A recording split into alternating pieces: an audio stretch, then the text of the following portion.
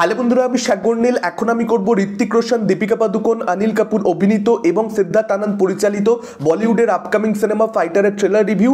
ট্রেলারটা খানিকক্ষণ আগে ড্রপ করা হয়েছে। ভালো দিক খারাপ দিক নিয়ে আজকে এই ভিডিওতে আলোচনা করা হবে। তো দেখুন, গল্প সম্পর্কে আমরা বেশ অনেকটাই বুঝতে পারছি ট্রেলারটা দেখবার পর। পুলওয়ামা অ্যাটাকের পর থেকে সিনেমাটার গল্প শুরু হবে।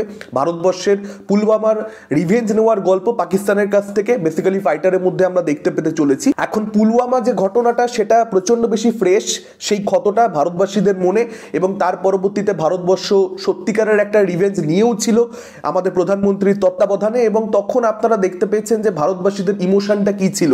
সেই রিভেঞ্জটাকে কেন্দ্র করে প্রত্যেকটা দেশবাসী প্রায় সেই সময় প্রচন্ড সেলিব্রেট করেছিল সেই রিভেঞ্জকে। আমিও তার মধ্যেই ছিলাম। ডেফিনেটলি আমাদের সঙ্গে অন্যায় হয়েছিল, একটা বদলার প্রয়োজন ছিল, কারণ আমরা অনেক বছর ধরে সত্যিকারের হজম করেছি, এবং সেই জিনিসটা এই সিনেমার মধ্যে যখন বড় পর্দায় দেখানো হবে আমার মনে হয় এটা কিন্তু দর্শক প্রচণ্ড পরিমাণে এনজয় করতে চলেছে। এখানে কিন্তু বিষয় লেভেলেই অডিয়েন্সের একটা ইন্টারেস্ট থাকবে, যে কারণে ট্রেলারটার মধ্যে মেকাররা ইচ্ছা করেই গল্প সম্পর্কে খুব যে বেশি কিছু লুকিয়ে রাখতে চেয়েছে তা নয়। ডেফিনেটলি অনেক কিছু তারা লুকিয়ে রেখেছে, কিন্তু আউটলাইন সম্পর্কে গল্পের আপনাকে কিন্তু মোটামুটি বুঝিয়ে দেওয়া হয়েছে। জাস্ট এই ইমোশনটা দর্শকদের মধ্যে কোথাও একটা জাগিয়ে তোলবার জন্য, যাতে করে তারা ছবিটা দেখতে যাওয়ার কথা ভাবে। মানে এই ট্রেলারটা ওয়েল এডিটেড একটা ট্রেলার, কিন্তু যদি আপনারা ভালো করে ট্রেলারটা দেখেন খুব কম সময়, মানে একটা সিদ্ধার্থ আনন্দের ছবির মধ্যে আপনি যা যা এন্টারটেনমেন্ট ভ্যালুস পান সেগুলোর ব্যাপারে কিন্তু খুব কম সময় দেখানো হয়েছে। সেগুলোর সঙ্গে ট্রেলারটা ডিল করছে খুব কম সময়ের জন্য।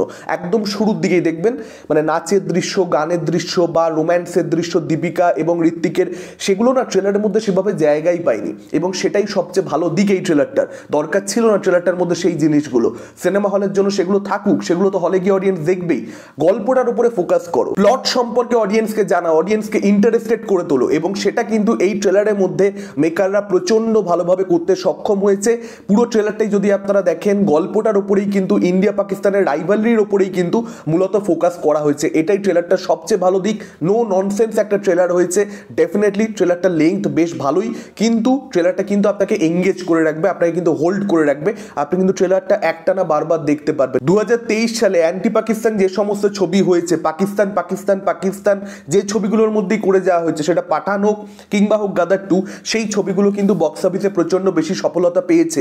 এটা প্রমাণিত যে এই মুদ্রাটার ভারতবাসীদের কাছে আলাদা করে একটা ডিমান্ড রয়েছে, যেটার জন্য বক্স অফিসে আমরা সবসময় রেজাল্ট দেখতে পাই। আবার এটাও সত্যি কথা, 2023 সালের একদম শেষ ভাগে টাইগার 3 ছবিটার ক্ষেত্রে আমরা কিন্তু দেখতে পেয়েছি সেই অ্যান্টি পাকিস্তান ছবি পাকিস্তান পাকিস্তান পাকিস্তান করে যাওয়া হয়েছে, কিন্তু তা সত্ত্বেও কিন্তু সেই ছবিটা বক্স অফিসে খুব একটা সফলতা পায়নি। ফলত বছর শেষ হতে হতে ট্রেনটা কি ঘুরতে শুরু করেছে, পাকিস্তান পাকিস্তান পাকিস্তান দেখতে দেখতে মানুষ কি বোর হচ্ছে। টাইগার 3 যখন রিলিজ হয়েছিল এই প্রবলেমটা কিন্তু অনেকেই অ্যাকনলেজ করেছিল, বাট ফাইটারও কি সেটার জন্যই চাপে পড়তে পারে?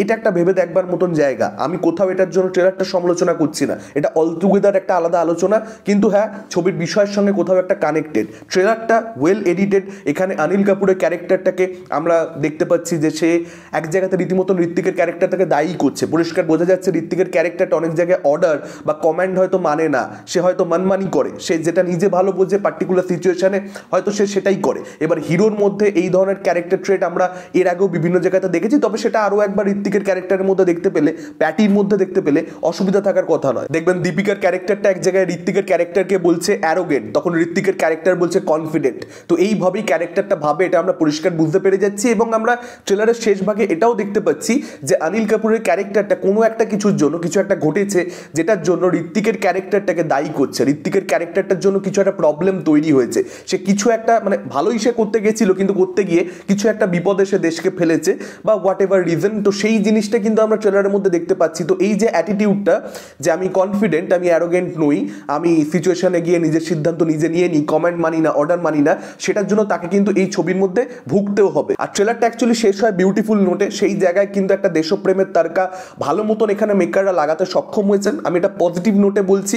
আপনারা সেখানে ঋত্বিকের যে ভয়েস ওভারটা, ঋত্বিকের যে ডায়লগ ডেলিভারি আপনারা সেটা শুনুন। প্রথম কথা তো ঋত্বিককে এই পার্টিকুলার ট্রেলারের মধ্যে ব্যাপক লাগছে। সেটা যেখানে যেখানে তার থেকে অভিনয়ের ডিমান্ড ছিল সেই জায়গাগুলোতে হোক, কিংবা নাচের যে ছোটো ছোটো ঝলকগুলো দেখা যাচ্ছে, একদম প্রপার কমার্শিয়াল হিরো ঋত্বিক। মানে অভিনয়ও পারে, এবং একটা কমার্শিয়াল হিরো হওয়ার জন্য যে ধরনের লুকস দরকার, যে ধরনের নাচতে জানতে হয়, যে ধরনের অ্যাকশন করতে জানতে হয়, ঋত্বিক সব কিছু পারে। ফলত মানে তার প্রশংসা মানে ট্রেলারও করতে হবে, ফাইটটা রিলিজ হলেও করতে হবে, এর পরের ছবি বেরোলো তখনও করতে হবে, এটা করে যেতেই হবে। Hrithik is too good. ট্রেলারটার একদম শেষ ভাগে দেখবেন একটা ডায়লগ রাখা হয়েছে পিওকে কে নিয়ে, পাকিস্তান অকুপাইড কাশ্মীর এবং সেটাকে আইওপি করে দেওয়া, ইন্ডিয়া অকুপাইড পাকিস্তান। তো সেই জায়গাটা আমার মনে হয় মাস এনজয় করবে ওই পার্টিকুলার ডায়লগটা। ট্রেলারটা শুরু হয় দেখবেন টার্গেট নিয়ে একটা ডায়লগ রাখা হয়েছে, ট্রেলারের শুরুর ওই ডায়লগটা আমার মনে হয় মাস কিন্তু এনজয় করবে। এবং আরেকটা ডায়লগ দেখবেন আমরা ভয়েস ওভারে শুনতে পাচ্ছি যে সবচেয়ে খুবসুরত কাফান হচ্ছে ভারতবর্ষের তিরঙ্গা মানে পতাকা।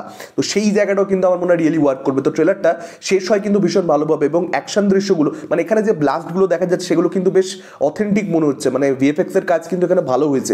ব্যাকগ্রাউন্ড মিউজিকের কাজও কিন্তু বেশ ভালো, মানে একটা দেশপ্রেমের অ্যাঙ্গেল যেহেতু ব্যাকগ্রাউন্ড মিউজিকটার মধ্যে রয়েছে, অ্যাকচুয়ালি ছবির বিষয়বস্তু যেমন সেটার সঙ্গে কিন্তু সিঙ্কে মানে প্রপারলি কিন্তু ওয়ার্ক করছে ব্যাকগ্রাউন্ড মিউজিকটা। মানে এই ধরনের একটা ছবি এই ধরনের ব্যাকগ্রাউন্ড মিউজিকই কোথাও একটা ডিমান্ড করছিল, তো সেটা অবশ্যই ভালো।